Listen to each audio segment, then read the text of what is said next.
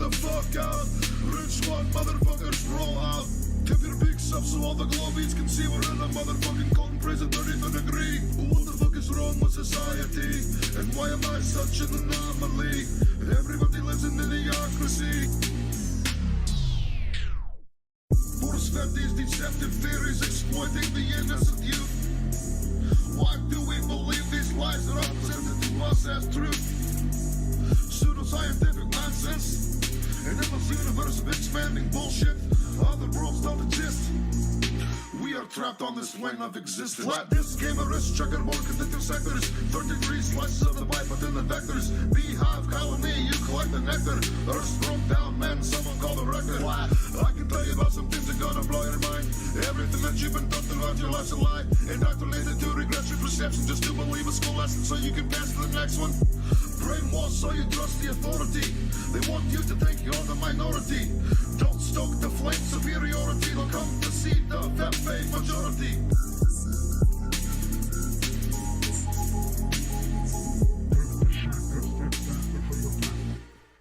Okay, we are live again, 9:11 p.m. Mountain Time, 3/3/2024. Any major psyops today? I can't believe they would miss it. This is Full Red Pill by Shill Scanner. Full Red Pill, or GTFO. And you can get that and other tracks. Just go to ips.monster. And I will be making all of the archives, including music we play routinely, available through links or downloads. And I have links to the artists themselves. We're waiting for a few more people to show up. We were live about 3 hours ago with Fakeologist. We did a little bit of a catch-up, and I saw a lot of you there. And we'll be doing more of that in the future. I'd been out for a couple of weeks at the beginning of last month. Hot skull, but it cooled down. I was watching this Netflix show called Griselda today, and it had some interesting symbolism I thought I'd point out. There's a scene where this character is on peyote. He's out in the desert, and he's watching a scorpion crawl around his hand, and he's wearing a watch. And he's talking about time being non-linear, like a never-ending circle that few people can break. But I'd already kind of noted this character because he had a copy of a book in his car called Labyrinths, which I had looked up. And anyway, I wanted to get to the symbolism here of the scorpion as it relates to time and cycles and breaking the cycle of time. In this tarot symbolism, the death card is associated with Scorpio. You know, that they all have their astrological connections, and death is Scorpio. And this card depicts a skeletal reaper with a sickle. And it represents the end of a cycle, but simultaneously it represents the beginning of the next one. Death followed by a new beginning, another lap on the marathon. So the idea here is that the sickle is correlated with the end of time, or your end of your life. And so you have this idea of course, the harvest and the reaper. And this is mostly an agrarian thing, and it's not a coincidence. It's in Scorpio in the fall. But you have a connection between cycles of time, or he refers to it here as a circle, and the sickle being the end/beginning point. And the scorpion is of particular interest. Its tail is like a sickle, but also it's largely a symbol of death, but also it's a symbol of rebirth. They very dramatically shed their exoskeletons. And if you can look at the exoskeleton as a metaphor for the false self, or the persona that one takes on, the ego that is there without a full awareness of, for example, the higher states of consciousness. Maybe one's soul is somewhat divorced from the body. There's some kind of signal attenuation there. And you get too attached to the material realm, and it creates this concept that might be limiting to one's spiritual growth.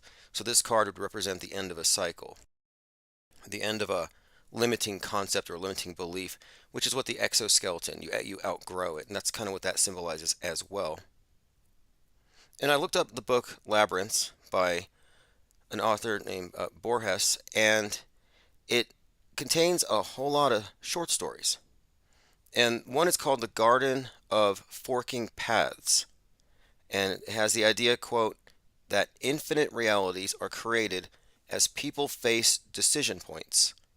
Each decision creates a new path, and the outcomes of those decisions create more opportunities for choices to split into their own paths. Which kind of tails along with a conversation I had with a caller a few days ago. And we were talking about the meaning of intention, synchronicity, and the realms of possibility. But interestingly, the copy that I got it from the library here, has an introduction by William Gibson, who wrote the Sprawl trilogy, Neuromancer, Mona Lisa Overdrive, and I don't know if it's widely considered to be the case, but I've always thought that this was the basis for the Matrix. Oh yeah, Count Zero. There's this series, it's a cyberpunk series by William Gibson that has all the elements of the characters from the film of The Matrix. But it's not usually cited as the source, but I would say it is the source. My point being, the author of the Sprawl trilogy is the one who, I think he wrote Johnny Mnemonic as well, with Keanu Reeves. But anyway, he wrote the intro, which I thought was kind of telling, because of course it's a book that confronts things about the nature of reality, non-linear concepts of time. So that was interesting, but beyond that, the movie Griselda, it's Netflix, and like everything in Netflix, it has to have some kind of propaganda messaging, and it's about a godmother, a female mob boss, and this is definitely focusing on rampant sexism, which in this movie, and this takes place like in the 70s, it exists in the criminal underground and among law enforcement. But Griselda's an anti-hero. She's definitely an anti-hero, and she's representative of Barbie feminism. You know, Barbie feminism, Ken is superfluous, they dash the heads of their babies on the rocks, that whole thing. But she rises out of prostitution, kills her weak husband, keeps her pregnancy secret from her man, battles sexist drug lords, and turns down a massive buyout to assert herself as a woman in a man's world. Meanwhile, the only cop in Homicide is fighting sexist law enforcement as she pursues the female mob boss, and nobody believes her that a female could be a mob boss. So there's that whole element to the program. And one more point, I suspect this series is predictive programming for future President Kamala Harris. It has all those elements, and the storyline kind of tracks of, you know, someone who's not taken seriously, laughed at, mocked, maybe started out in some place, but rose up on her own. It's called Griselda, but again, it just had this interesting reference to a book that I had to look up, and the character's conversation about death while wearing or time, while wearing a watch with a scorpion crawling on his hand, has all the main components of the death card intro symbolism. And recently we were talking about the symbolism of the devil, who is not Baphomet, and Baphomet is not the devil, and Baphomet is not a demon.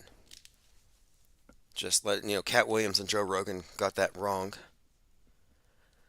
All right, we're joined by Osher, Elephant Tusks, Ears Up, Frank Murr, Diana South, John Francis, Restream Bot, and more. Again, notifications just went out. We'll see people showing up. Phones will be on starting tomorrow. I get paid at midnight. I appreciate everybody who supports the channel via ips.monster or Patreon. Tomorrow morning, I will be resubscribing to Skype for another 3-month period. I just had to set up that payment for midnight tonight, so no big deal. We'll have phones on tomorrow, and we are going to be live early tomorrow morning, followed by a live chat again in Discord. It went well last time, and I think it will be a staple feature from here on out. So if you want to be involved in that, you just have to show up in the mornings, and there will be a link put in the chat for you to jump into Discord if you're not already there. All right, let's see what else we have today. Elon Musk posted this, and this is so strange. We keep noticing how it seems like this guy is saying things that seem to be somewhat connected or related to what we talk about. He talked about how mainstream mediated or legacy media people live in an alternate reality. He said, I can't believe people still think the news is real. LOL. Laughing emoji. And look, and I also want to point out, I think it's weird when people use laughing emojis. I mean, I understand responding with one, but if you're writing and then you add in laughing emojis, it doesn't make the tweet funnier. It makes it annoying, in my opinion. But he wrote down, heck of a coincidence laughing emoji, and it's a picture of him as a child, Elon Musk, born 69 days after 420. We've been talking about the significance of time periods between dates like gematria calculators, often having interesting correspondences but having no predictive value. Well, this is interesting. This is highly suggestive of a world stage character who just happened to be written about before he was born in Wernher von Braun's book, Mars, A Technical Tale, about the Elon who colonizes Mars. But Musk is heavily associated with the number 42, as are all the space popes. They all use that number. I mean, even Richard Branson, his whole thing is about the goddess, Virgo, Virgin. And we could go into that, the symbolism there. It's pretty lewd. You wouldn't think of a rocket launch as lewd unless you knew what it was really expressing ritualistically. Mystery Babylon fertility cult stuff. But it's especially true with Richard Branson's ship, his plane. But anyway, he went to space on the 42nd anniversary of Skylab falling, which was 9 days before Jeff Bezos launched. And that was, of course, back in 2021.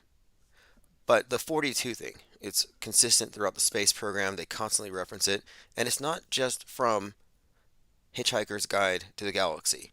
It's actually a sigil. You put the 4 and 2 together, and you get the astrological glyph of Saturn, which is what we're really looking at here. But born 69 days after that, and the number 69 in the occult has a great deal of significance, and it has a lot to do with, well, a couple of things. One, it's sort of a reference to Cancer, the summer solstice. But there's another element to it if you go into Crowley's Book of Lies, which, again, like everything else with the space program, it has a deeper meaning, which we may get into if we want to get into Crowley, Thelema, and what space sex really means. Because it's all an allegory for higher states of consciousness. And they're not really higher than you. They're not really elevated. They're not up there in space. It's all just an allegory. And by the way, outer space is fake. But it's really just a metaphor for describing inner space.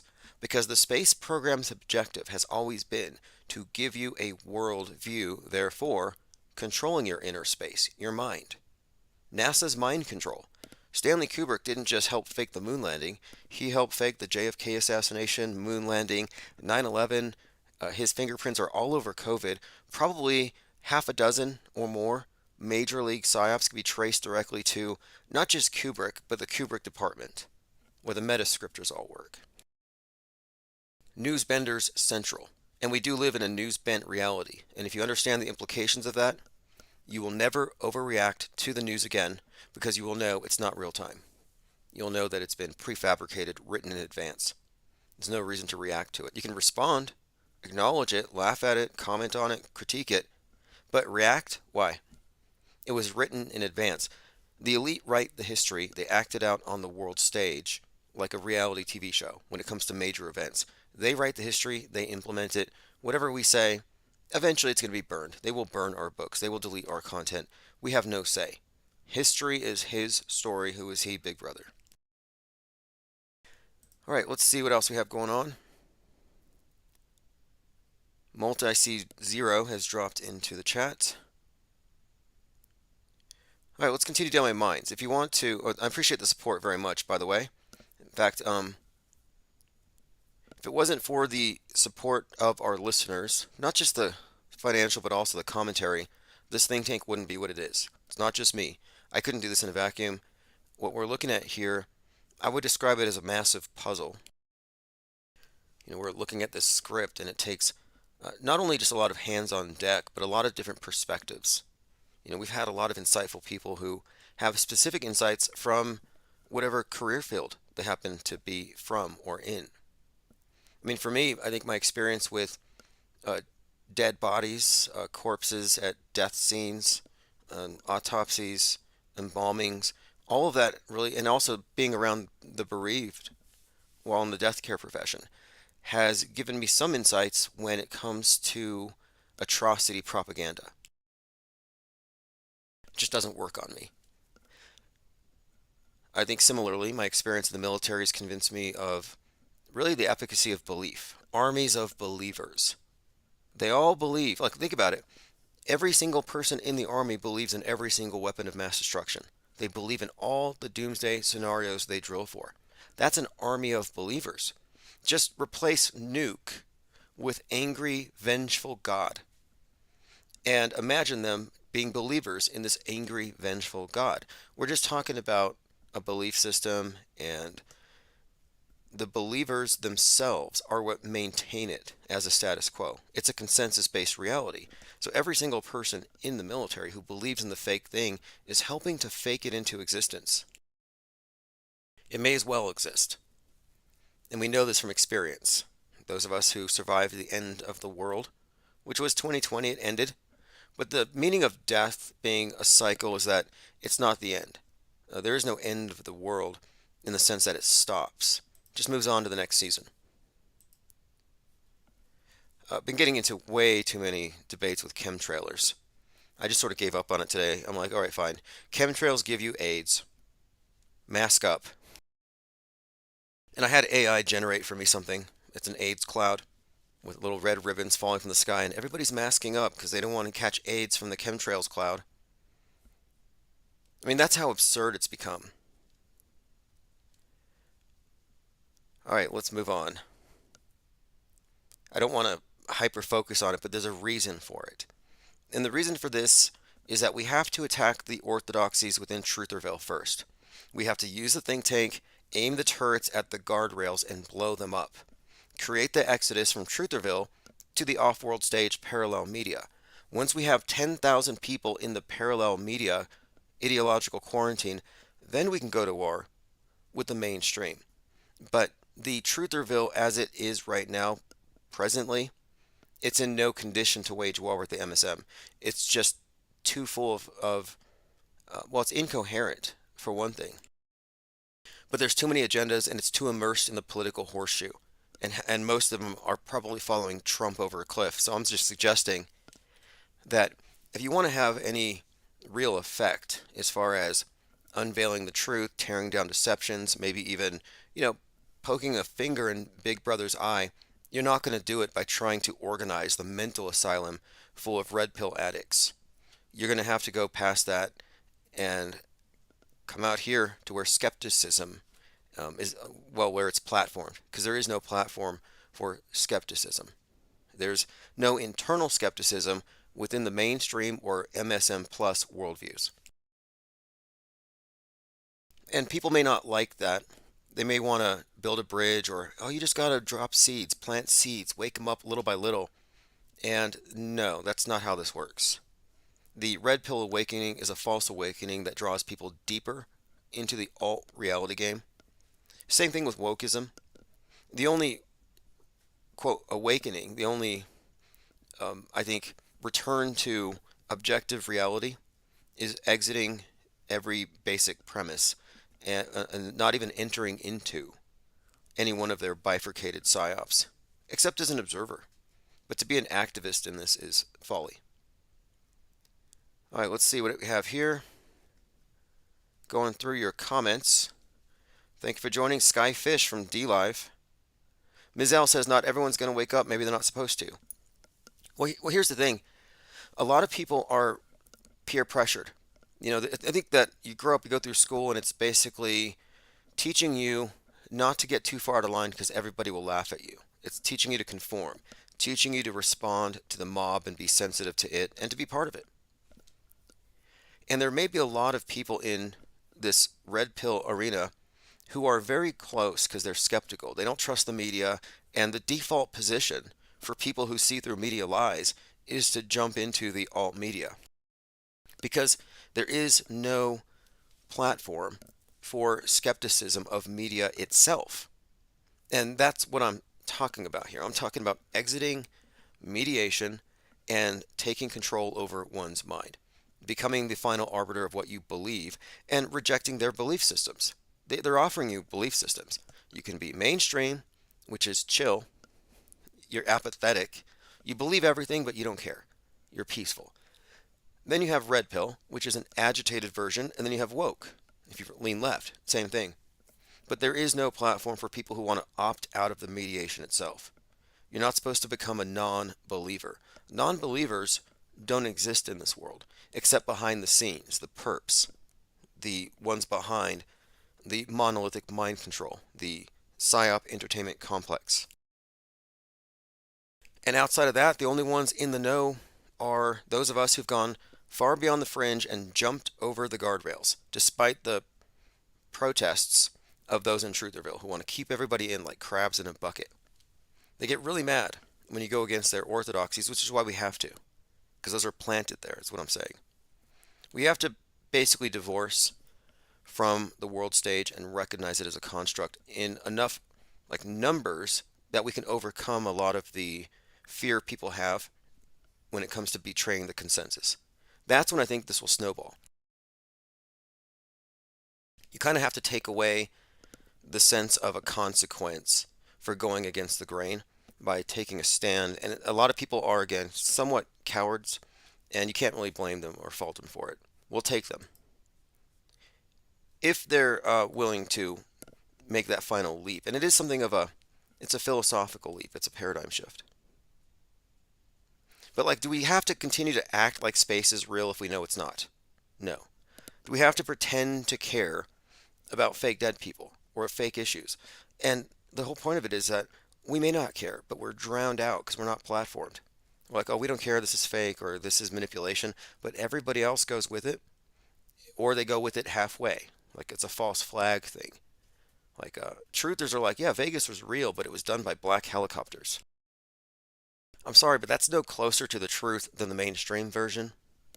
And we don't have evidence that it happened. But there isn't a large group of people who know this to be true, who are aggregating and who are separate from the majority who go with the watered down version of the mainstream. But we're going to fix that very soon. Let's see what else we have here. Elephant Tusk says, if we live two reality lives, individual and consensus, where does one start/end and the other begin? Well, the thing is, we have a worldview that's consensusly, it's like an agreed upon delusion, as they said in Leave the World Behind. You know, we all agree on certain things. And the big agreements are the things that we take for granted and we fight over all these other things. But I'm saying some of these big agreements need to be challenged. But as far as these two worlds not matching up, we're increasingly seeing it possible to live in conflicting realities. The fact is that this world stage itself, when you accept the premise of the mainstream as an authority, you already split into two realities, left or right. And they have two versions of reality that shouldn't be able to exist at the same time, but they do. And that's how fake a lot of these issues are. It's open to interpretation. In fact, I think Cubstard posted, it's like choose your own reality. As long as it's one of the two. You never get an opt-out. You never get it. That's kind of fascinating, actually. With Fakeologists, I was talking about the Mandela effect and how you're only offered a binary, but there's no opt-out. Jiffy, no, I don't remember.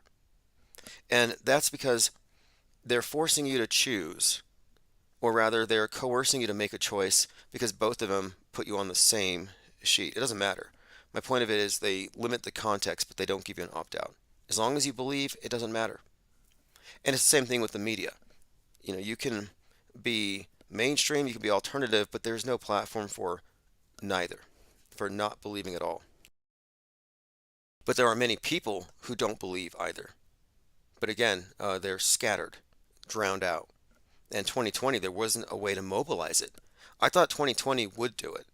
But you had the controlled opposition antis come out like Pied Pipers, and they created a mass out of all the reactions, you know, the anti to the mainstream version. And the antis are so big, and it's such a big umbrella that it's useless. And that's been my point. You can't wake everybody up, but wake them up to like the lowest common denominator. Like you can't mix people who believe in, for example, nukes with the people who know nukes are fake and then critique the mainstream in the same way. That's what I mean by ideological purity. We have to separate believers from knowers, which is a more of an agnostic thing. And again, this is a very important thing for now in terms of drawing a line, making these distinctions obvious, and even widening the rift with debate. And that's why I've been challenging these chemtrail believers on Twitter. Many of them, because they're pushing a controlled opposition line, have huge followings. So they got a billion followers, and they post a picture of a cirrus cloud and how scared they are of it. And I'm like, wow. Like that's the type of message that they want getting out there. It's getting amplified. Okay, but I don't want to spend a lot of time on that necessarily, but I just wanted to point out a few things about it. Like Angry Nick says, remember this so well, fond memories. We need to take out these lunatics, the globalist scum, and the sky bastards, and take back our beautiful skies. Now he's posting a picture of a blue sky, like a, I don't know, yellow sun from a children's cartoon drawing or something. They all seem to believe, like here it is, Dr. Naomi Wolf, and this is how you know it's a shield movement. Dr. Naomi Wolf is a high-level guardrail pusher. She says, who remembers when the sun was golden, not silvery? When the sky was deep, rich blue, not pale, milky blue. When robust, gorgeous clouds were everywhere, crispy in the sky, when the sky was not plagued with weird streaks, blocking the sun, creating bizarre sundogs, and turning into a spitty gray, unmoving cloud cover with drizzle the next day. This is Dr. Naomi Wolf, and she's falling for all the tricks, or she's a trickster. I mean, what is it? It has to be one or the other. This person is either incapable of recognizing every single logical fallacy she brought up, or she's a propagandist. And I would lean towards propagandist because I learned something today, or really realized something. The chemtrail industry, the chemtrail narrative thing, whatever you want to call this, belief system, it's as big as climate change. The climate change, quote, science is targeting the left, and they blame the right for causing it. They're not targeting the right. They're aiming at the left. And the chemtrail stuff is targeting the right. It's targeting conspiracy theorists. They don't aim that at the left. And the chemtrails is blamed on the left. So it's another one of these bifurcated psyops, and I have this objective here of breaking it down into its component parts, describing how it works, and refuting every attempt at refuting what I'm saying, because a lot of people are trying. And then at the end of it, I think we can, clear the air. The whole point of this is if enough people realize that this is a fraud being perpetrated on Trutherville, they recognize it's just more fear porn and that they've been plugged into it, we may have a lot of people defecting and maybe taking a closer look at the premise of skepticism first. Being an auto believer doesn't help you. Automatically default believing whatever's televised is actually not necessary either. To me, it's just the state religion. Here's another example. Arguments from ignorance. And this is a fallacy. Arguments from ignorance are bad faith questions where they say, look, I don't know what caused that. They pretend not to know. Or they don't know even though it's knowable. They pretend it's not knowable by asking a bad faith question. And it's like, oh, nobody knows. No. So he says, if chemtrails aren't real, heavy metal, poisons, etc., then what are they? And why do they remain in the sky for hours? So is he not aware that this question has answers? Hey, if these aren't heavy metals and poisons, then what are they? It's 2024. You think you're the first person to raise that question that nobody's asked? That nobody's done the research? This is not a valid question. It's just not. He's acting mystified. And this is an argument from ignorance. And you can sacrifice your credibility on this hill if you want to. I don't know why anybody would. My response was the fact you're asking the question means you haven't researched it. You chemtrailers are always telling people, just look up or look up the patents, research for yourself. So they always push that burden of proof, but they never research what they claim doesn't exist. If they're not willing to research contrails and confront that first, because look, contrails not only existed before chemtrail theory, but contrails were studied and have been studied and are still studied for decades by the Air Force because they needed to know how to predict these so they could avoid giving away locations. They have charts for this. But what's more, I found a website where they show you real time in the US or where you are in the world the likelihood of condensation trails forming. So this person, rained out rant, said to me, because I said chemtrails don't exist. He said they're not chemtrails, they're stratospheric aerosol injections. Get it proper. But that's moving the goalpost, which they always do as well. This person says it doesn't matter what jargon you use, the parasite class is spraying us like bugs, whatever you call it. Again, what are they spraying from? And calling it a spray, again, is loading the question. What poisons are they dumping on us?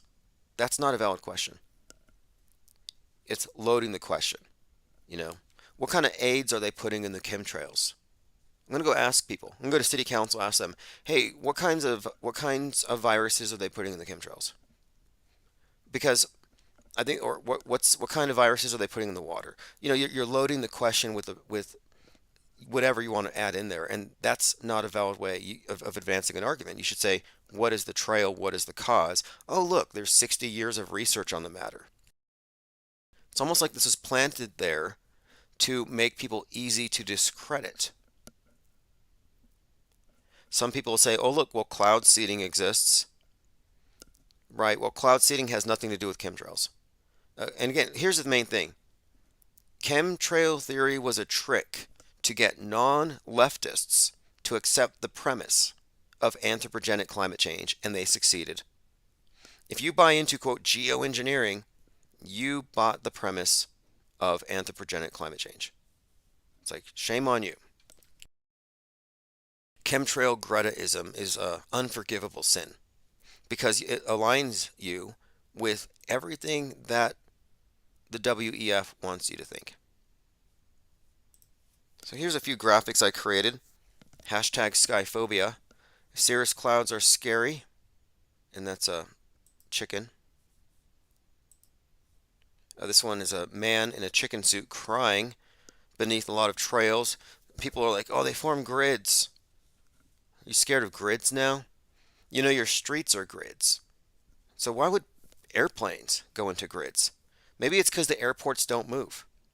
And they have established flight paths connecting these airports, which would mean something like, I don't know, lines in the sky, and if they persist, perhaps crossing. Like these flight paths explain it. But again, these are cirrus clouds that are made of ice.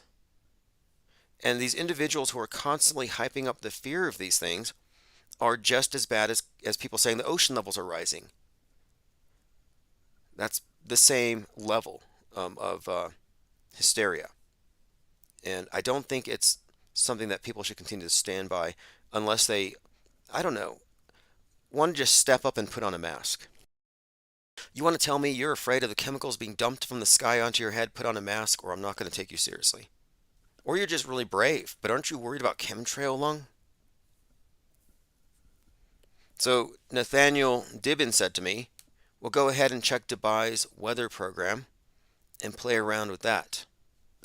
Okay, well, is their weather program using commercial airlines? But again, cloud seeding, making snow on slopes, we're not talking about that. This is a misdirection. Now, another thing here, this is what I mean by arguments from ignorance, because you can only use this as long as people don't do any research. When a chemtrail believer acts like contrails aren't a well understood phenomenon, they're kind of playing dumb. It would be like somebody who believes in Bigfoot. looking at a buck rub, where they scrape the tree, and say, well, if there's no Bigfoot, then explain that. And it's like, well, that's from a deer. And they'd be like, well, you're a shill working for the forest industry trying to hide the existence of Bigfoot. Like, that might work in a small community of Bigfoot believers, but eventually the facts are going to get out. And contrails are no more mysterious than buck rubs. And believing in chemtrails is just as unsupportable as believing in Bigfoot. Lean Dion says it's a ridiculous notion that they're openly poisoning everybody from the sky. And before finding auto hoaxing, I took it as a truth or given. Yeah, same here. I didn't take it as a given necessarily, but I didn't automatically have a way to debunk it, and it didn't seem unbelievable. And the reason it didn't seem unbelievable is because of the appeal to motive fellas. If you know there are bad guys who are lying, manipulating, psyoping the heck out of the population, then why wouldn't they spray you like insects? Like, it seems to make sense, but that's logically fallacious, and they play into it, and it taps into paranoia, which may or may not be justified. G says, WTF are you talking about? Wow. We're talking about right-wing climate change, aka chemtrails, which don't exist. Contrails do exist. But chemtrail believers don't want to believe in contrails because it's the official truth. It's their official talking point. It's contrails, not chemtrails. And they're reactively anti. But what happens if the mainstream news says the sky is blue? Are you going to then revolt against that? Liars don't lie with every breath. They lie 1% of the time if they're good. The rest of the time they're telling the truth to gain your trust, but it's the 1% that matters when it comes to their strategic lying. Commenter says, the answer to life and the universe and everything is not 42, it's 3. Tell that to Musk. Look, in 2013, I saw ISS footage on TV. And I remember it clearly. The giant screen, the roommates with their hookah thing, and they're watching the space thing. I looked at it, I kind of shrugged and walked out of the room unimpressed, but I didn't know it was fake. It looked kind of fake, but I didn't process it as fake. But looking back, I should have known it was fake. At the time, I had been years into editing Final Cut Pro, every sort of filter, special effect. I was really trying to stay with the cutting edge on this stuff, which is another area of my own personal background that lends to deconstructing fakery on TV, specifically NASA. Joined by Dwayne Garrett. Thanks for joining. This is Sunday night, 3/3/2024, 33rd anniversary of the night that Rodney King got whacked 33 times over the course of 1 minute and 19 seconds. It's true. You can read it on Wikipedia. NFL tight end prospect Tip Riemann doesn't believe in birds. Did you hear this? I saw this one, and look, birds are a fake is a fake conspiracy to mock the people who know that a lot of stuff in the news is fake. And it was organized by a lot of the actors that did the whole Parkland production. But I went over to this site to read the article, and it's actually pretty decent. The arguments, this is someone who has an interesting assessment over Tyler Owens, because it's not really about the birds being fake. He's really talking about, because I think that was a joke. Have you ever seen a baby pigeon? He asked reporters. How do we know that power lines aren't charging stations for pigeons?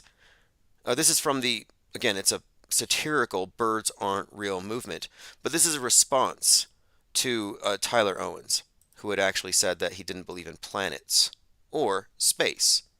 Let me play a few clips here. This is from Outkick. I was having some fun with this.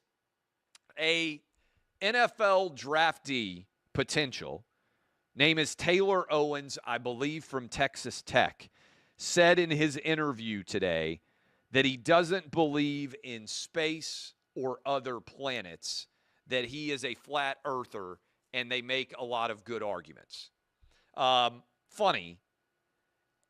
Is it so dumb that you would be unwilling to draft him? So he rambles on for about 3 minutes, and I think he's pretty open-minded about it, very fair-minded, and he kind of makes the point that it's really all about talent and performance on the field. And he doesn't care how crazy of an idea a person believes as long as they perform well. However, if there were two players that were equally good, he would go with the non-flat earther. That's kind of his take. Caleb Williams said it. I'd put in the tape, and I'd watch him play at USC.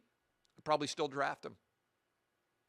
I don't know that there is an opinion, even one that is clearly wrong, even one that is crazy, that is so dumb that I would be unwilling to draft. It's a fun debate. You and your buddies are sitting around, and it is leap day. Anyway, some draft pick got his name in the headlines by saying that he thought the earth, he didn't even say the earth was flat. He said a lot of I don't know. What he said was that he didn't believe in space. He's a non-believer. And it's perfectly defensible. I don't believe what liars tell me. I don't believe cartoons are real. I don't believe religious mythology, and I look at the cartoon art of the Church of Nasatology, and it just doesn't strike me as real. I go into churches, I see murals of angels. I don't believe those things are real. And I would argue that Nasatology's imagery is tantamount to religious art, and they've constructed a neo-heaven, a universal heaven that every person of faith, no matter what religion they are, Jew, Christian, Muslim, or even atheists, non-religious people, believe in this new heaven. That's the whole point of the space program. It's mind control, it's worldview warfare, it's giving you your worldview, but it's also a replacement religion. Mass media has supplanted and replaced religion, but the concept of heaven and salvation, escape from this world, mankind's future destiny, it's all among the stars. It's all in space. Space is the new heaven. No different than the old archaic worldviews, except now the obelisks fly to heaven. They don't merely symbolize resurrection. They literally fly you up there. All right, there was a video put out today. I don't want to spend a lot of time on it, but I just wanted to create I just your own want internet. to basically make a point about their title. It's by Truth Stream Media. And Truth Stream Media is pointing out how Alicia Keys was kind of off key. Her voice cracked at the Super Bowl, but it was changed. They used AI to fix it. They kind of patched it over really quick, and a lot of people didn't know. And they're saying it's, more or less an example of how the Mandela effect gets created. And I completely disagree with that whole assessment. Edit reality in real time and how that could go horribly dystopically wrong. And it feels like we have to be that balancing voice because the people who are making these things a lot of times keep acting like having radical optimism about everything isn't just some cute costume for being mind-blowingly naive.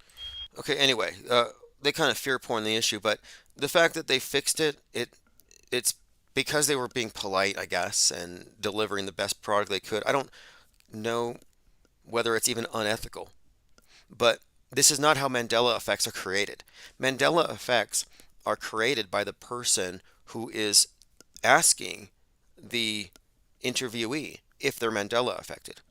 And the way that they're creating the Mandela effect is by prompting and imagining to go along with the recollection and convince them that that prompted recollection or that prompted imagining is a recollection and that now it's ambiguous. You get them to doubt the reality, and through retroactively interfering with that memory, they're able to implant something, a suggestion, and get them to believe in this alternate reality. The Mandela effect exists, but it's not shifting realities.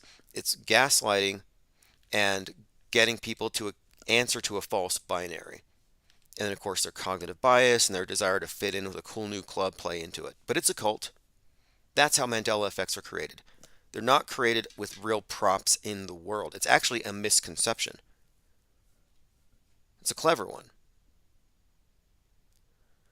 Okay, let's see what else we have here. Here's an image that was posted today. Someone said it's a weather weapon. I said, no, it's not a weather weapon. It's a cirrus cloud. High altitude, thin, wispy, composed of ice crystals. You could literally bottle up chemtrails and drink them. It's better than your tap. I did come across a lot of dishonest people. Like this guy says, you think a commercial jet does this? LOL, laugh emoji, laugh emoji, laugh emoji. He laughed emoji there because, of course, it's an appeal to ridicule. It's funny that I would say a commercial jet would make that trail. Right, okay, so he presented this video out of context as evidence that I was wrong. He's like, here you go. So I took a screen cap, right click, Google search, found the source of it. It's a Boeing 787 Dreamliner. The jet has been identified. Again, this was somebody lying to convince me that these things exist. And why? Why do they have to lie? That's kind of been my question for some time.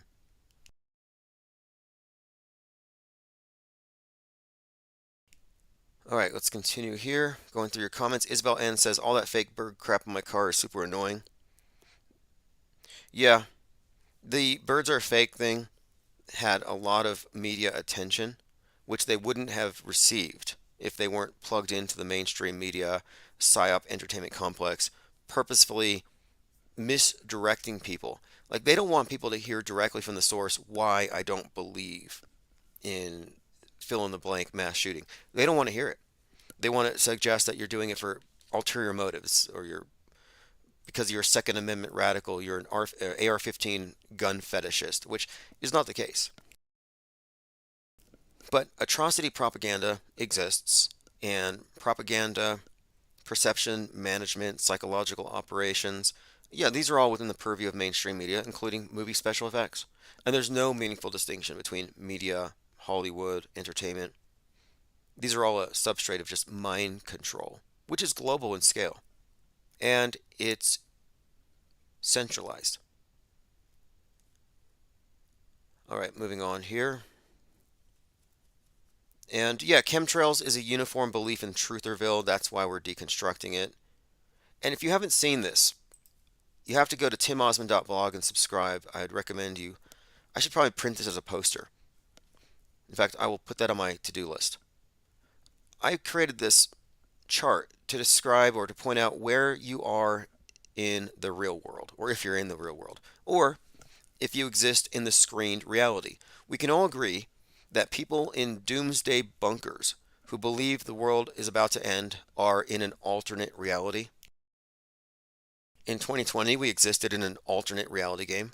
Whether you believed or not, you had to play along, you had to wear the costume. The screened reality is the reality as processed or as aligned with the consensus agreed internalized worldview. But this can only be achieved if you believe whatever that monolithic filter is. It could be a Bible, a holy book. It could be Dianetics, whatever everybody agrees upon as this is our reality filter. This tells us the story of where we come from, where we're going, and how it is. My point being is that the monolithic worldview filter right now is the mainstream media. The mainstream media is the version of reality that is augmented with psyops, propaganda, prefabricated history, media fakery, and consensus lies. But the consensus lies, as in the ones they all agree upon, the designated truths. And the mainstream media believers are largely happy and apathetic. Those who fall into the category of wokeism, or left-wing alt media, they're deeper. They still believe in the screened reality, but they're not apathetic, they're active. They're mad about what they see in the psyops, in the media fakery. They're so mad that they get woke. And they're like, why are those people sleeping? We're awake, we're woke. The thing is, the woke worldview is a subset of the mainstream. It just adds on to it. It's what I call MSM plus. But if you lean right and you're also not predisposed to apathy and you want to wake up, you just follow the rabbit trails, you find your red pill dealer, and you get hooked. And you become a right-wing alt media believer in conspiracy theories. And you're basically still in the mainstream box, but now you believe there's more to the story. Now you're afraid of cirrus clouds. Now you're afraid of the deep state vampires. And at this point, you're the opposite side of the political spectrum, but you're the equivalent of a woke. The red pill awakening is false. Now, on the other side of the filter, you have PSYOP operatives, controlled opposition agents, actors, propagandists, and they would be at different levels of in the know, I don't think they would all be fully apprised of how fake everything is. The people who take part in fake shootings would have no idea about fake space. I don't know why these would cross. Although there are some examples of people who are behind the scenes on all of these events. For example, Mark Kelly, astronaut, becomes a politician. His wife participates in a fake shooting. So he's been behind all these scenes. But also, on this side of the filter would be non-believers, media skeptics, auto hoaxers, unscreened minds. So look, the only people on this side of the screen with us are the bad guys. That's absolutely the case. And the only people who are possibly going to exit the MSM plus box are the red pillars. That's it. Trutherville. The woke are married to big government. They would never leave. And the blue pillars could not be disturbed because they're comfortable. They're comfortably numb. They're happy. They're apathetic.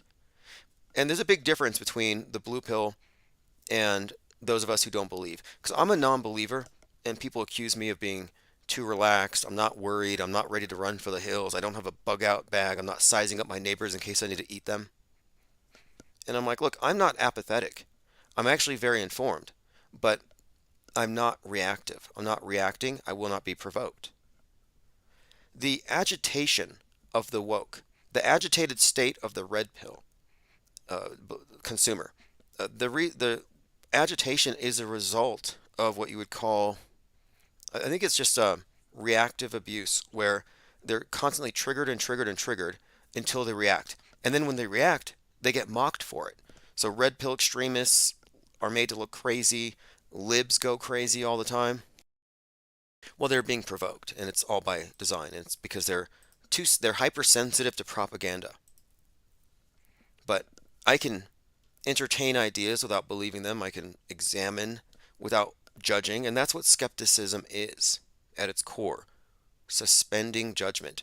But the people who exist in the box believe everything as it's happening. They think they're downloading reality and that it's organic, it's real, it's a window to the world, and it's happening right now. And it's like, no, it was written in advance. It's not really happening. If you're plugged into the 24-hour cycle, you're basically just downloading the consensus agreed upon worldview and assimilating it. You're part of the hive. Tominoid says, my fake cat caught a fake bird and a fake bat once. Okay, let's see here. This chart, again, I'll make it available as a print. I just think it's important to point out that whenever you assert something or somebody asserts something, you have to know where they're coming from. And I can determine by someone's opinion whether they are MSM, MSM plus, and if they're a plus, if they lean left or if they lean right. And this system is perfectly split. It's split down the middle. But there is no skepticism once you cross that filter, that screen. That's where skepticism ends. And there's no internal skepticism, and it's actually a world of subjectivity. Alt reality game is a good way to explain it. Berlin on lockdown after German armed police open fire on far-left communist terrorists. Suspected far-left terrorists are being hunted by heavily armed German police this morning, plunging parts of the capital into lockdown. I only thought this was notable because lockdowns. There's so many excuses for lockdowns, and also because it's 3-3. I don't know if anything else came out of that, though. So here's an interesting website. It's pm.larc.nasa.gov. This is a website that gives you short-term contrail prediction. So for anybody who wants to still maintain a chemtrail belief, you have to argue against predictability. Your theory cannot be predicted. You don't know. Are they going to spray on Tuesday? You'll have to shrug. I don't know. Depends on if they have their chemtrail pilots ready. Depends on if that's their spray data. This is the target population. I mean, how do you determine when you're going to spray people? But if you can't predict it, but someone else can predict it, but they're predicting it on an entirely different basis, having to do with relative humidity, then maybe there's something to go with that. I would go with the predictable. And some people, one person is like, oh, you're arguing from science. No, I'm not arguing from science as an authority. I'm arguing for the scientific method. Anybody who's against that, really question, like, how do you arrive at anything? We're looking at observable, repeatable, testable things that are actually understandable, and this is a well understood phenomenon. Again, to call a chemtrail, or rather to call a cirrus cloud created by a plane a chemtrail, is akin to calling a buck rub a Bigfoot scratching. Bigfoot scratched that tree. All right, let's see what else we have here.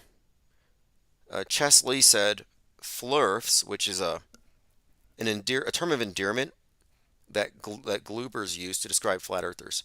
He says flurfs claim globe Earth is a psyop to hide God.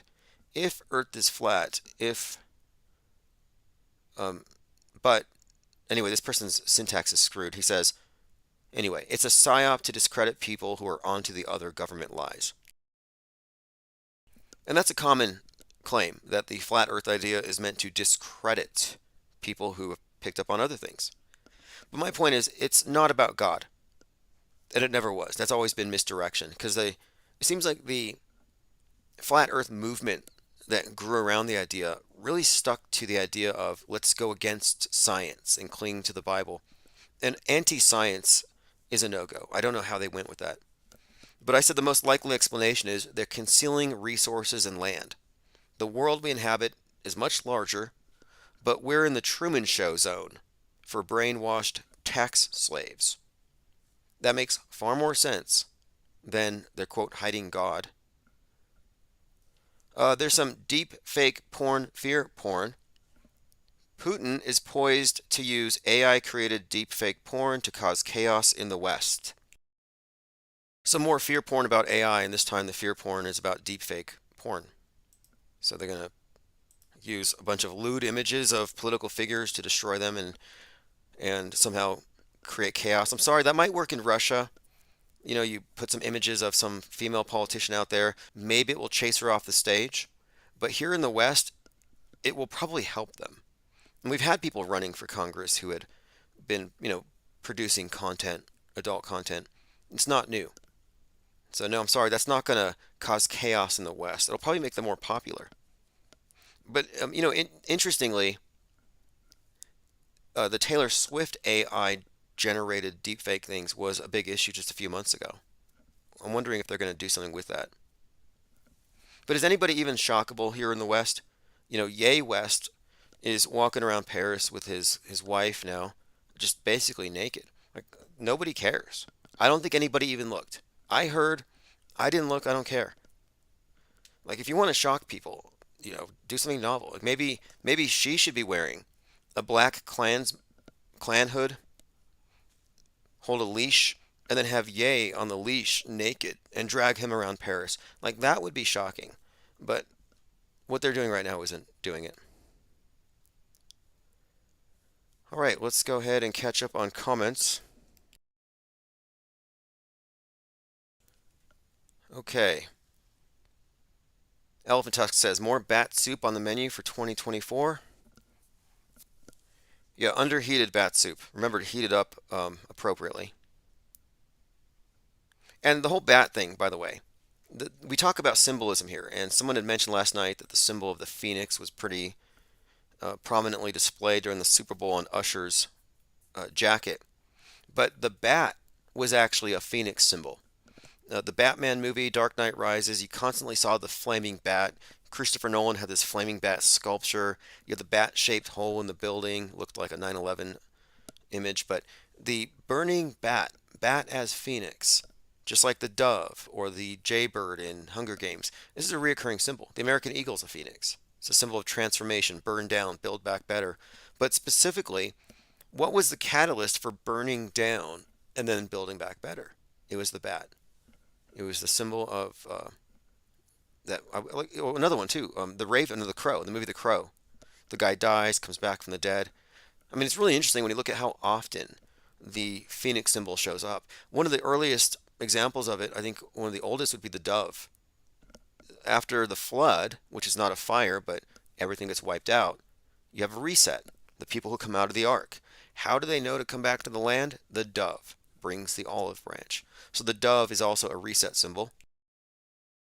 And we've talked about this extensively and how common it is, and it's pretty apparent. Like Hunger Games. Do you remember when CGI Joe was elected and he had his inauguration attended by Lady Gaga, who was dressed up like something out of the Hunger Games, and she had a dove with the olive branch on her chest. But the Hunger Games has the Mockingjay with the arrow, and it's even burning like a phoenix. Same symbol. Mixing real and fake as always. Elephant Tusk says, would you sleep with a vaccinated woman? The anti-V is a controlled opposition point, and I really think it's ridiculous at this point. And they've had more than enough time to marinate in their fear porn, and they have nothing to show for it. Like, where's your pile of bodies? Okay, moving on here. I don't want to get too far into that topic because, you know, they will ban us, but also it's not relevant anymore. Not even close. If you're still stuck on that, it's because you've been traumatized. You need to get over it. Okay, we talked about the movie Griselda. I'm not necessarily recommending it, but I'm suggesting that it's a heavy dose of feminism, girl power, girl boss, female mob boss, rampant sexism being overcome. It's pretty good though. I don't dislike it. It's brutal. However, I kind of got into this little subplot with this other character in the book Labyrinths, which I'm reading now. I may do a review on it because it seems to have a lot to do with concepts of time being non-linear. But if you want to read that about the symbolism in the Netflix movie Griselda, go to timosman.blog. You can read it there.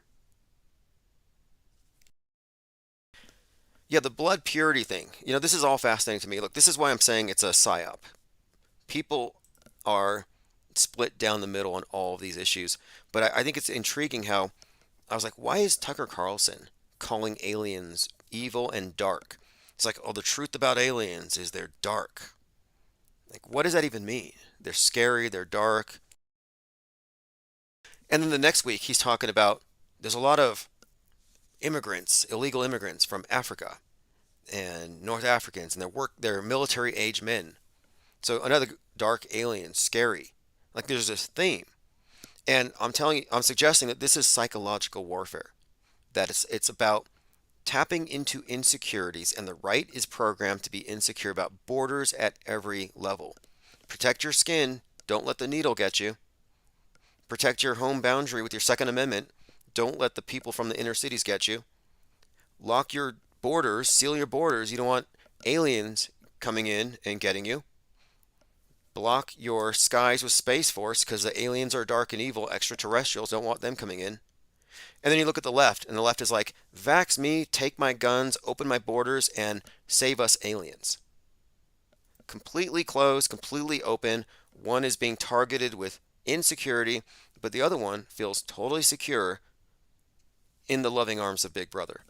It's too perfectly split down the middle to be real, which is why I stepped outside of it.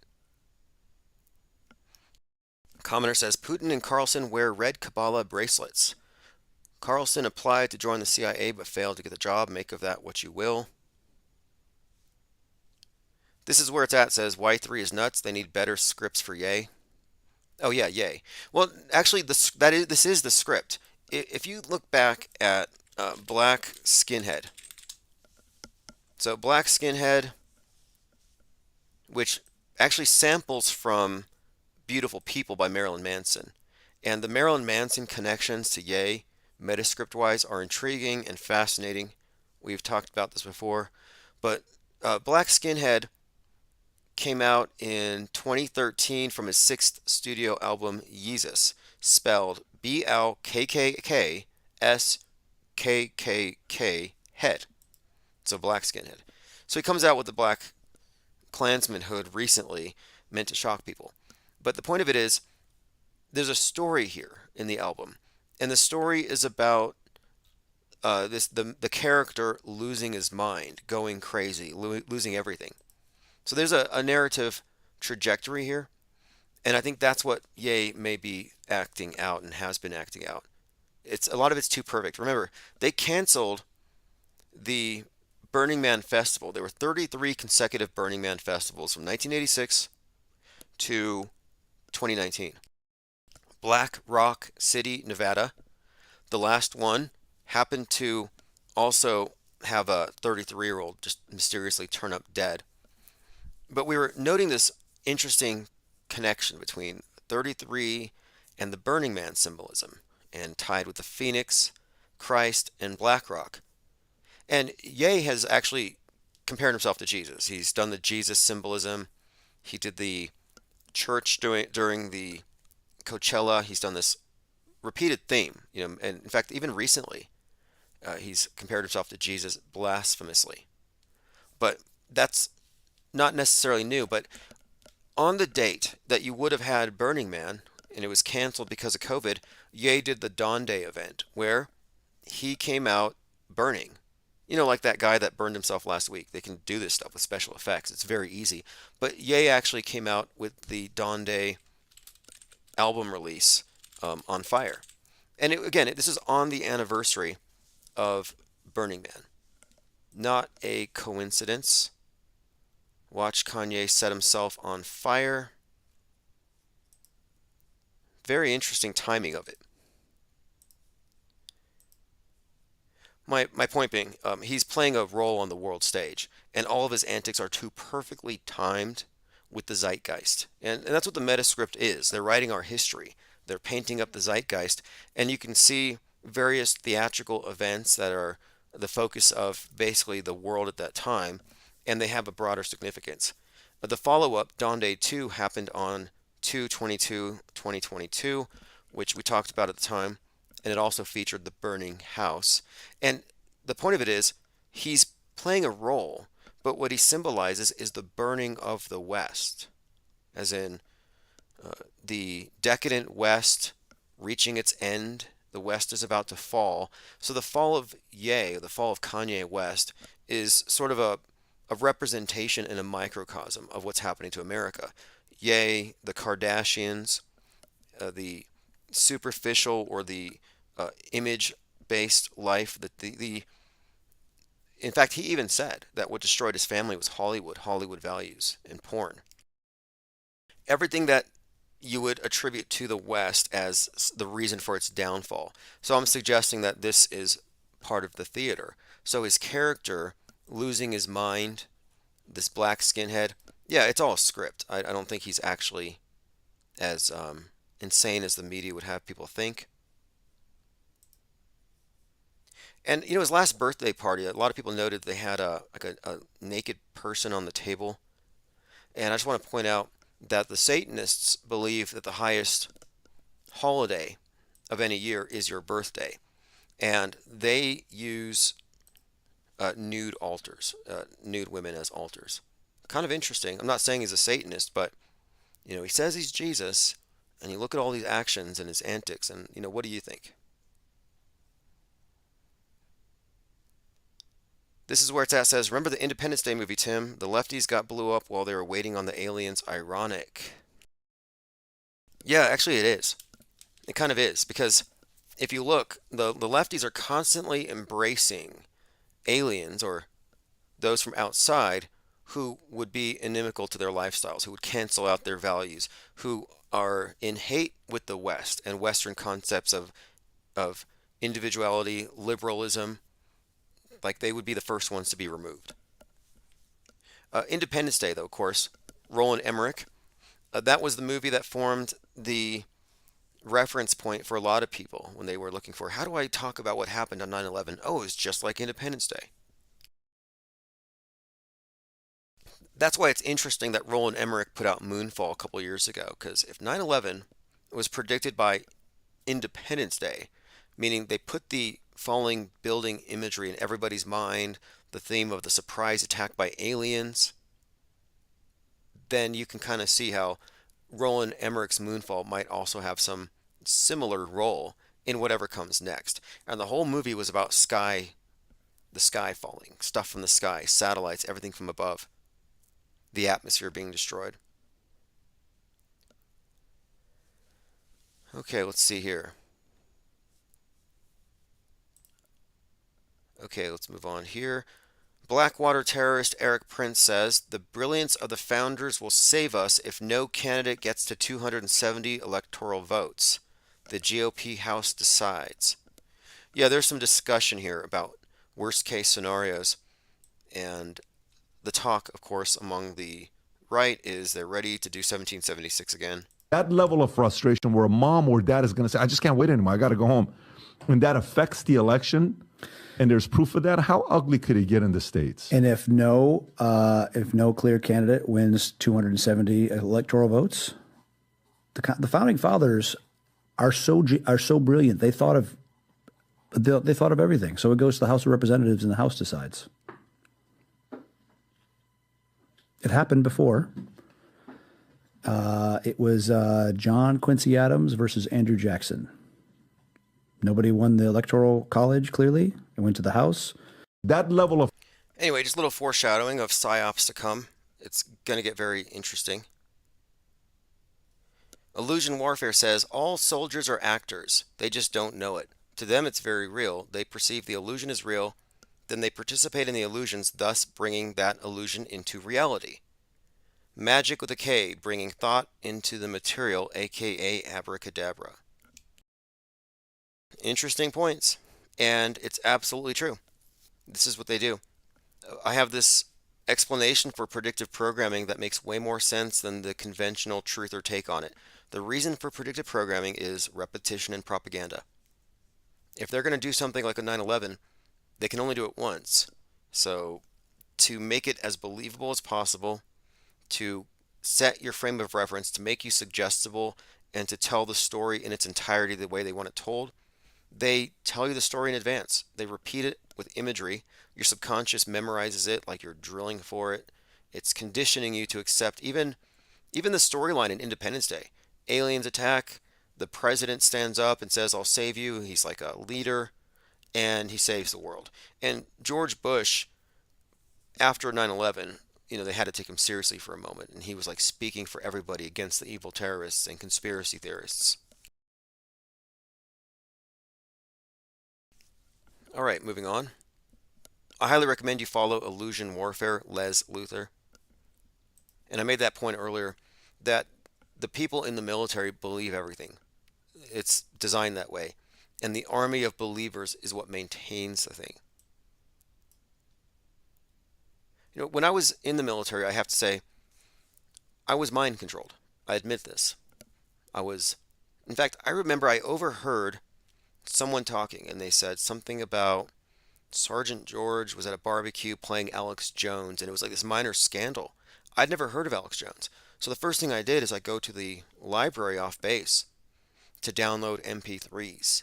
And I got, Bohemian Grove and some other stuff. And I'd never felt so paranoid in my life. Like downloading InfoWars MP3s while a military brainwashee, knowing it was that we weren't supposed to. They didn't just outright say it, but it was like there was a reason they were trying to keep this from everyone listening to it.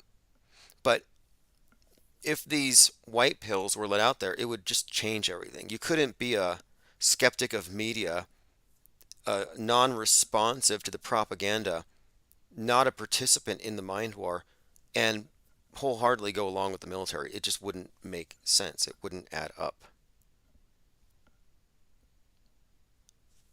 All right, moving on. A lot of fascinating predictions about Trump and 4/8.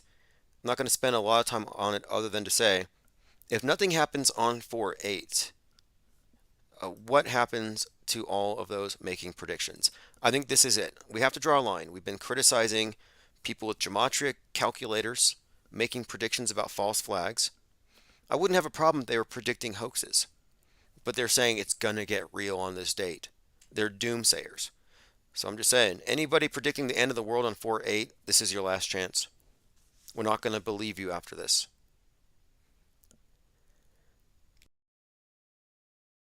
Okay, moving on. Just catching up on my Twitter feed. Again, it's IPS Inciter. David Icke says, have you noticed how many in the mainstream alternative media are changing their stance on religion or converting to it, voicing their religion more loudly? I doubt this is a coincidence. I don't have a religion. I respect those that do. Well, you do have a religion, David Icke. You do. Your religion is the worldview that you have. And your worldview, even though you're a conspiracy theorist, is a subset of the mainstream.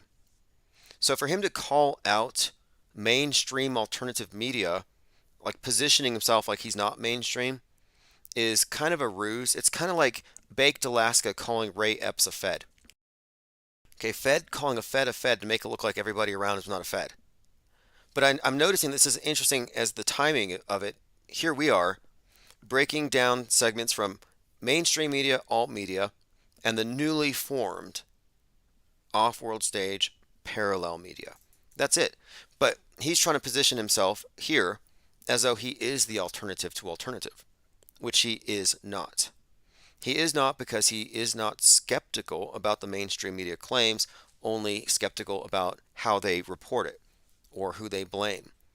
He's not an auto hoaxer. He believes every fake shooting is real, every fake terror attack is real, everything's bloody and scary, and he probably believes in chemtrails. Not knocking him. I miss the reptiles, I have to say, but I don't buy this idea of trying to frame it as, oh, mainstream alternative media, as though you're not.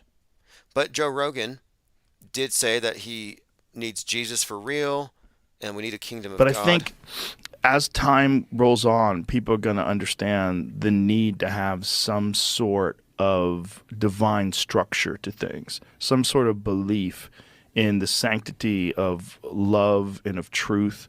And a lot of that comes from religion. I don't know where they get. What religion is he talking about? Like, seriously, what religion is he talking about where these are all facets of it? I'm serious. Like, I'm asking. Does anybody know? Is it one where they throw rocks at people who break the rules and stone people? Is the one based around that grotesque human sacrifice? I just don't think we need the divine fallacy. But where is this coming from? I've seen this quite often from a lot on the right, and I think it's part of the trad right, embracing traditional values as like a surface move, really. It's just superficial. But they have to proclaim it because it's part of this dynamic. They want a great divide between progressive utopianism and transhumanism, which is their religion, scientism, and traditional right, which they're trying to lean towards, Christian nationalism. But they're making the point here of, choosing sides. And which side do you choose? Do you choose, God or government? And that's kind of the point they're making here. Who's the higher authority in your life? And again, left, their church is the mainstream media. But religion, like mainstream media, is just another way that the elite form worldview. I look at religion as old school fake news. But let's listen to a little more. A lot of people's moral compass and the guidelines that they've used to follow to live a just and righteous life has come from religion. Okay, now what religion is he talking about? I'm sorry. What religion is he talking about? I'm still trying to figure this out. Which religion is like making people moral and just? All it's doing is it's giving people excuses to behave like trash so they don't feel bad about it. That's all I see. And many of the people on the internet who claim to be religious, they'll say, oh, I'm not religious, I'm spiritual, but I believe in this.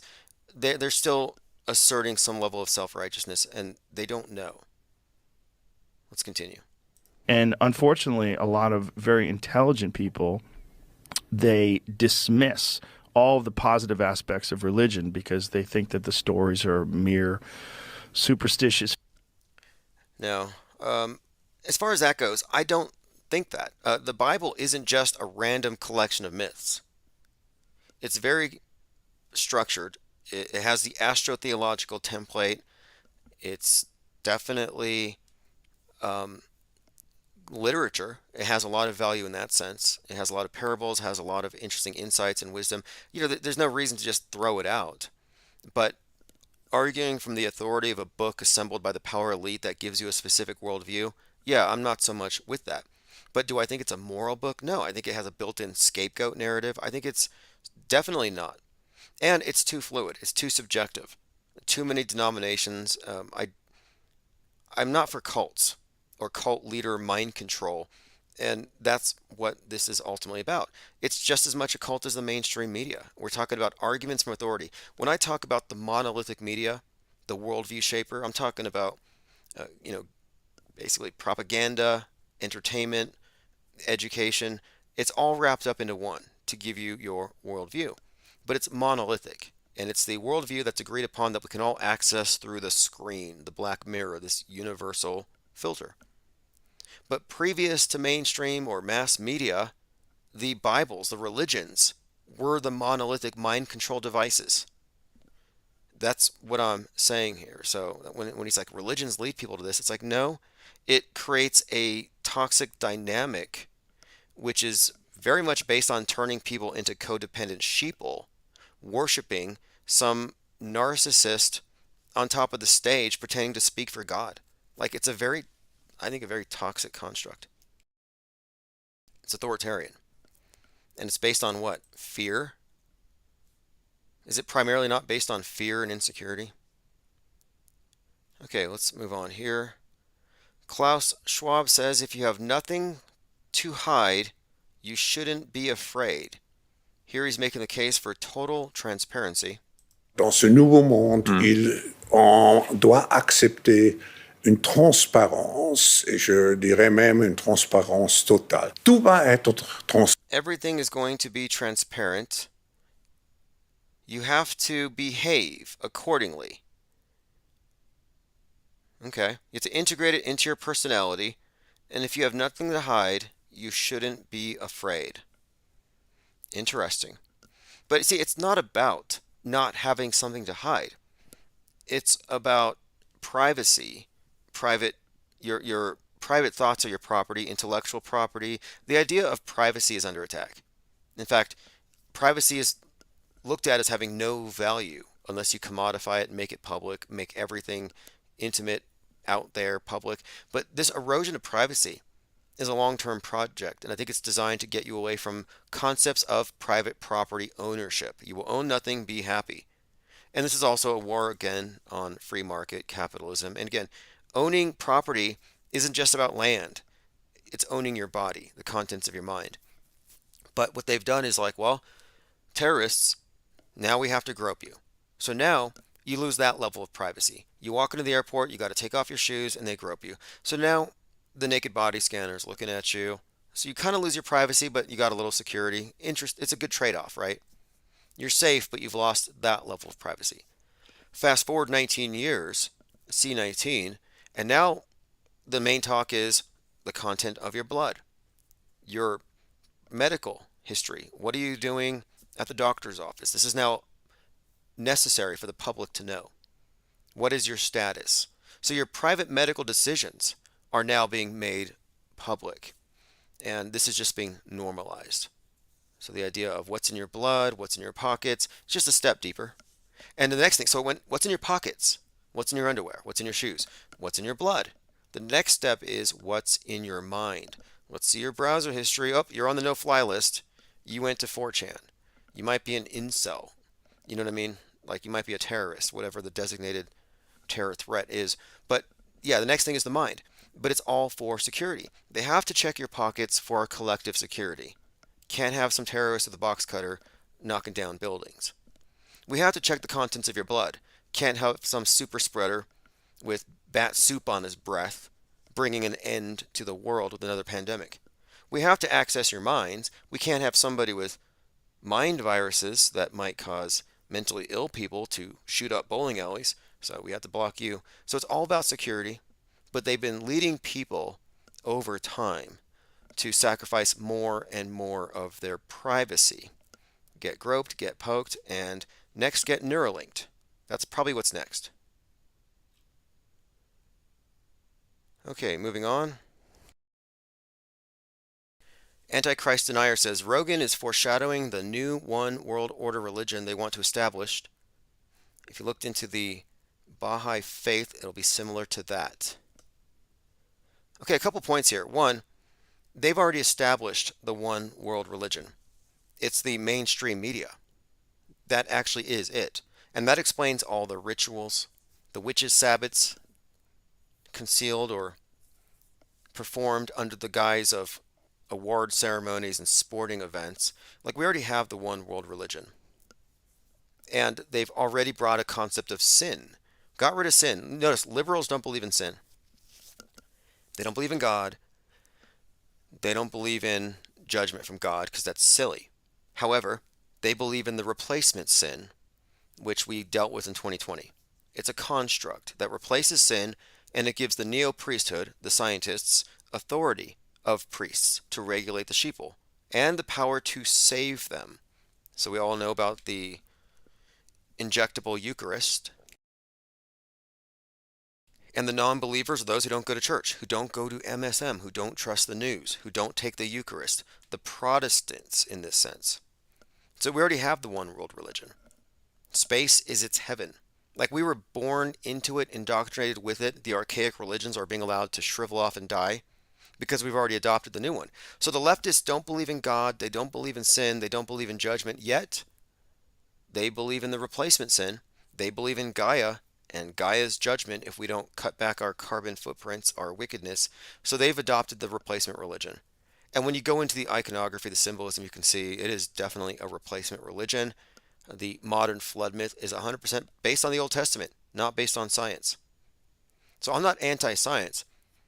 I'm just saying that there's a point where the sciences have been turned toward the purpose of worldview formation with this neo-religion, which we're already in. But will it become something codified? I don't think so, because we'll fight over it. You will always have Muslims and Christians and Jews and atheists hating each other. But all the while, they all agree on outer space. Iran has a rocket for space. Israel's been to the moon. America, Russia. We all agree on space. We all know how to fly up in our obelisks. And the obelisk is the real symbol to note here. It's the unifying symbol that they're all basically flaunting. North Korea may not have a space program, but they're always doing these tests with their nuclear warheads. Just another stylized obelisk. Symbol of course, state power, ascension to heaven. Antichrist Denier says, very good point. Media is basically a religion, and its adherents are totally aware of their faith in it. Yeah, it's faith-based, it is a religion, and it has all the components of the religions that it has replaced. But more importantly, it has a God construct that atheists will believe in. In 2020, they turned atheists into Puritans. And it also has a devil and a concept of sin that they'll buy. And it also has a scapegoat. You know, interestingly, this is the New World Order religion. But in the Christian paradigm, the scapegoat would be Jews. Jews killed Jesus. It's kind of a reoccurring scapegoat for the world's evil. And you still see this on the trad right, especially as they lean into white nationalism. It really becomes critical Jew theory as opposed to critical race theory. But critical race theory is part of this New World Order religion. It's all coming from the left. The progressive utopian religion is replacing trad right, trad values. It's replacing it. And that's kind of what we're, living through right now. The swapping out of one for the other. But my point of it is, it's the left. Their version is going to trump the old version because theirs has a basis in science, and theirs doesn't just pray about heaven. They can eventually take you there on their flying obelisks. But every aspect of the religion has been updated, and it's been surreptitious. And something else that I find intriguing here too is how even the symbolism is the same. Like, they haven't really changed it all that much. The dynamics haven't changed either. You replace a Bible with a TV. And then the dynamic between believers and non-believers is also intriguing. Like, here's something that's interesting, is the right is always in a state of moral panic because they're worried about sin. They call it social contagion. You can catch it. That's why they're always freaking out about the pride marches and the provocations of the left who are deliberately provoking them. Similarly, the right don't believe in the left's version of sin, and they reject the treatment for it, which makes them dangerous to the left. So the left is like, we got to quarantine against these misinformationists and anti-Vs because they will kill us, right? So it's like heretics or heathens or people who won't be saved. But on the other side, the right's like, you got to stay away from them because they will take you to hell and because they're evil and the deep state stuff. And one more point. The Mars program is part of this utopian scheme. And the whole idea of Musk has recently been talking about sending 1 million people to Mars. They're convincing people that Mars is the way to do it and they can perfect it there, and then we can bring that down to Earth. So I've been thinking about this. The Russian space pioneers were all about space communism. There's a book from 1908 called Red Star about a Russian communist base on Mars where they perfect the system. And then some scientists from Earth go there and they decide, let's implement this on Earth. So what I'm thinking, they will fake Mars. It's probably going to be faked in a domed, underground, total recall-like place beneath China or something, where 1 million Americans will go hyperloop, which will feel like space travel. They'll go hyperlooping over to China, where they will farm potatoes and possibly work off some of America's debt, thinking they're on Mars, but they're underneath China. And they won't know because Mars needs to be terraformed before we can go to the surface. So they could easily fake it there for an entire generation. And once they perfect communism there, they'll say, hey, you guys on Earth, why aren't you living like this? Why aren't you living sustainably? And that's the whole point. And this is not a new idea. They've been programming this for generations. I mean, I talked about how in 2017, Jeff Bezos said that Earth is going to have to become a civilization of stasis if it's going to survive. And if you want freedom and liberty, you're going to have to go to space.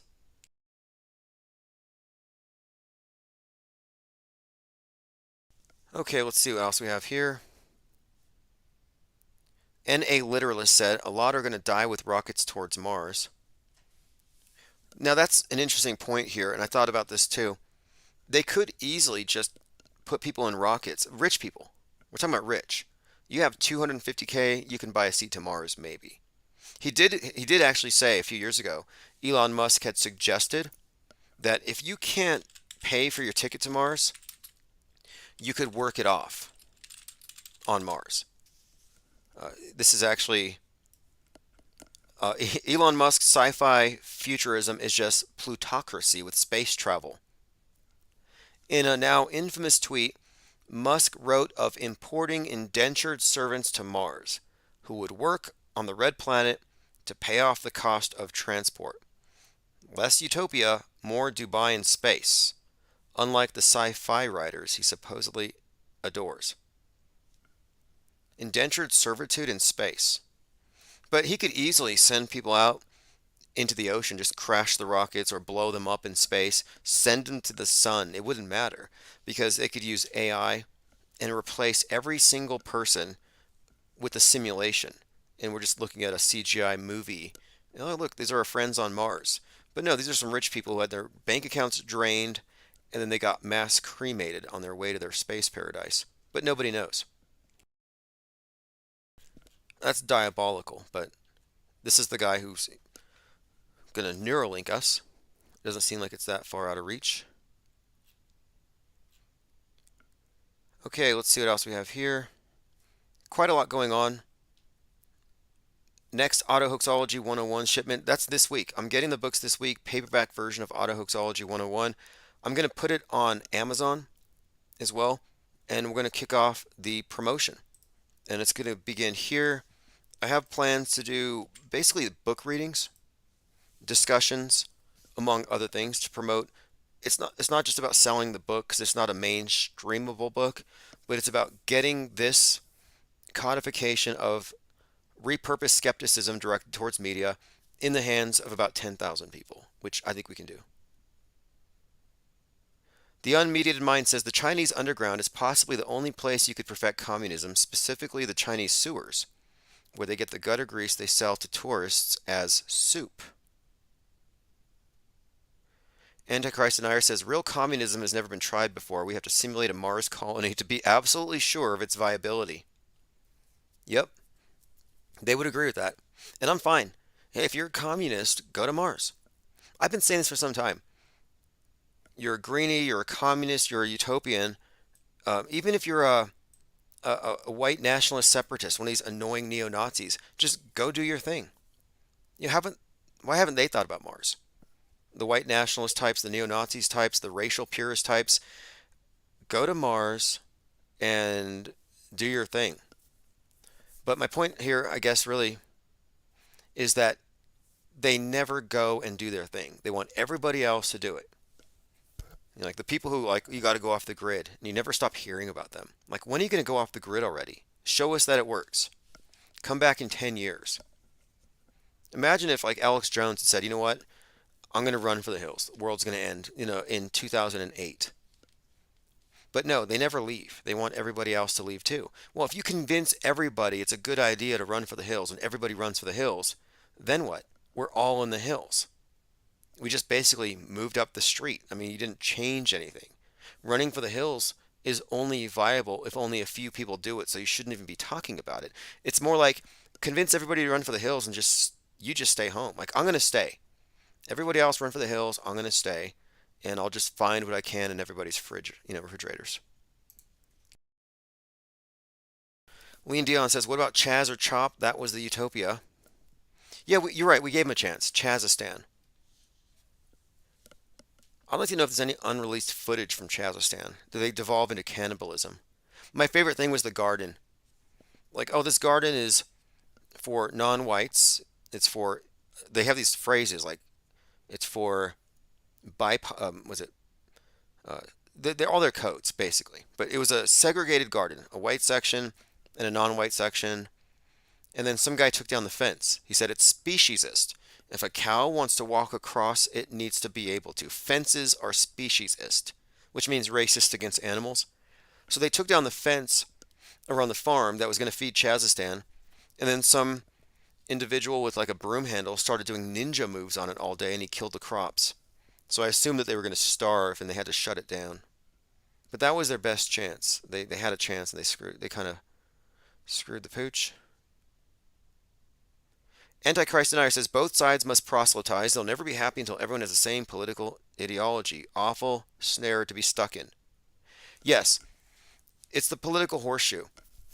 It's not a circle. Far left, far right never actually meet, but they get very close. They become distorted mirror, like a mirror of each other.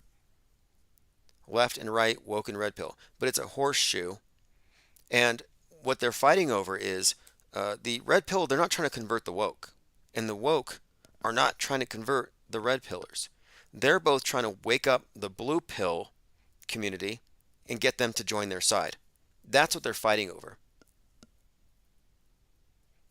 And the blue pills don't care. So the fake woke and the falsely awakened red pill think they can wake up the blue pill to go deeper into the matrix. Hey, come try some of our MSM Plus. Get more propaganda, more agitated, less certain about the future, more insecure. And that is their model here.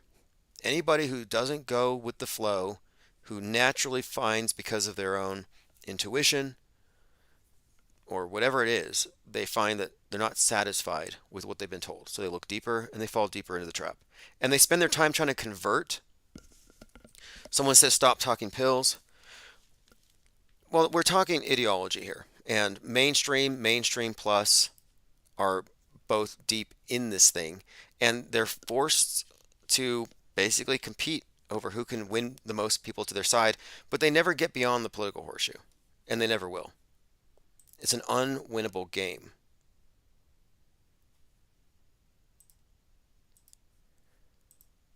All right, let's see here. I actually reported Timcast for a couple of tweets just to test something, and they got back to me. After reviewing the available information, we want to let you know that Timcast hasn't broken our safety rules. Twitter just got back to me. I don't know what tweet I reported. Anyway, this has been great. I'm going to open phones tomorrow. We would have done phones tonight, but we're kind of I'm behind on a couple of things. I'll be paying the phone bill here shortly. And then also, we're going to be doing the live Discord. So if you want to chat on Discord, just go to ips.monster, sign up for the newsletter. Alice in Chains says, off topic, but can I ask your opinion on the official world's population? Yeah, here's another one of those things where the left and the right agree there's a population crisis. They both agree. It's a crisis. The left says there's too many people. The right says we're running out of people. So who's right here? They both agree there's a population crisis, but they differ on what the crisis actually is. And this is typical. That's why I call it a bifurcated psyop. Split down the middle, choose which side you want to believe on. I don't think there's a population crisis. And the people who think that we're running out of people are like, hey, there's not enough people. We're being depopulated. And then the WEF opens the borders and sends in 20 million illegal immigrants. And it's like, here's 20 million people. You guys are running out, right? And they're like, oh no, stop the invasion. Well, what is it? Do you want more people coming in, or do you want to stop them from coming in, even though you think you're being depopulated? You see what I mean? It's not really coherent. All right, I'm going to send out archives later tonight, including the conversation I had with Fakeologist. So if you're here for that, I was on the main channel, but I had to pull it. We didn't talk about anything off limits, but after I got off the phone, he advertised a website, and it was like, all shots clot, and it had a Vax needle. And I'm like, even that. Mazel says birth rates are down, we're overpopulated, which is it? Oh yeah, and what's more, they say that the illegal immigrants that are coming have a higher birth rate. Okay, well, you're worried about birth rates going down. You're worried about depopulation. Now you have a very fertile group coming in, and you're like against it. But, you know, it's all about fear. It's about insecurity. And it's about Psy-War, which I don't participate in. And I'm looking forward to the rest of this year because the people who are brought into the circus for the election are going to do away with all their skepticism, and they're going to become emotional, hive-minded bots, and they're just like sheeple. And this is good because the more people run for the voting booths, the more of a distance there will be between those reality compromised people and those of us who are taking a stance of skepticism. And it's just going to be the next 9 months or so. I think that it's just going to take that long. Over the next few months, as this happens, this separation, I think we'll be able to do what I'm planning on doing, which is, of course, quarantining a sizable chunk of media skeptics and then deciding what to do from there. And my objective is 10,000. I do think there's much larger groups of people than that.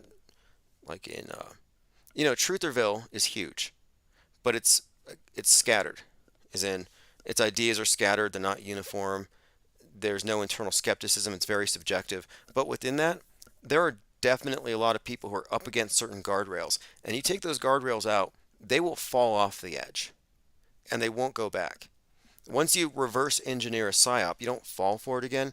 And the biggest hurdle for many is recognizing the role of mostly movie magic and what I call news bending. The real meaning of predictive programming makes it all very clear. Elephant Tusk says they want a drone class and immigrants are easily controlled.